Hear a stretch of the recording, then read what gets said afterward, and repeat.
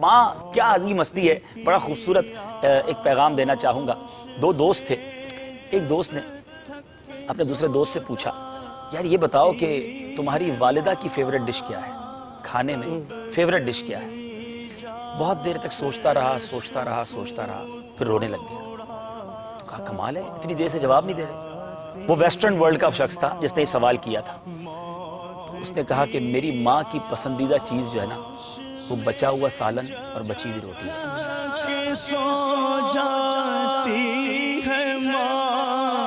اب اس کے پس منظر میں اس نے پوچھا یہ کیا بات کی. اور میں اب آج اپنے دل کے تاثرات پیش کر رہا ہوں. آج میری عمر 40 سال سے زیادہ ہو گئی ہے. مجھے آج تک یاد نہیں ہے کہ میری ماں نے کبھی کھانا بنا کر یہ کہا ہو کہ یہ میری آج پسندیدہ چیز میں نے بنائی ہے. اور یہ ہم سب کے ساتھ ہوا ہوگا کہ ماں نے کبھی یہ نہیں کہا ہوگا کہ بیٹا آج بریانی بنائی یہ مجھے پسند ہے.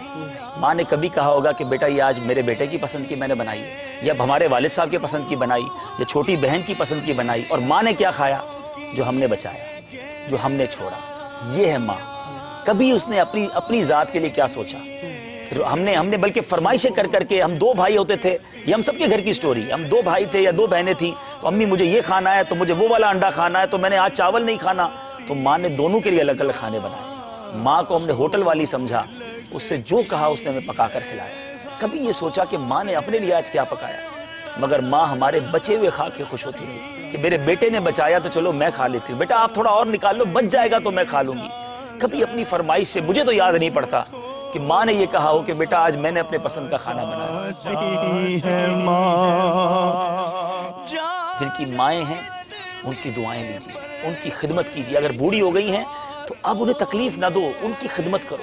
بیمار ہے تو یہ رب کا ایک طرح سے میں سمجھتا ہوں, یہ پتہ نہیں میری بات درست ہے کہ نہیں, کہ جس کے والدین بیمار ہو جائے نا, یا ایسی پوزیشن میں آ جائیں کہ اب ان کی خدمت کی حاجت ہے, تو یہ بیٹے کے لیے خوش بختی کا وقت بھی ہے کہ اللہ نے زندگی میں اب تمہیں وقت دیا ہے خدمت کرنے کا. ورنہ کئی ماں باپ بچوں کو خدمت کا موقع ہی نہیں دیتے, پہلے ہی چلے جاتے ہیں, خدمت کرتے کرتے ہی چلے جاتے ہیں. اگر اب موقع آیا ہے تو اس کو بوجھ نہ سمجھو, یہ اللہ کا شکر بھی اس حوالے سے ادا کرو کہ یا اللہ انہوں نے جانے سے پہلے مجھے اپنی خدمت کا کوئی موقع دے دیا. بد نصیب ہیں وہ بچے جو اولڈ ہاؤس میں ماں باپ کو چھوڑا ہے. بد نصیب ہیں وہ بچے جنہوں نے سرونٹ کے نام پر, ملازمین کے نام پر ماں باپ کو حوالے کر دیا.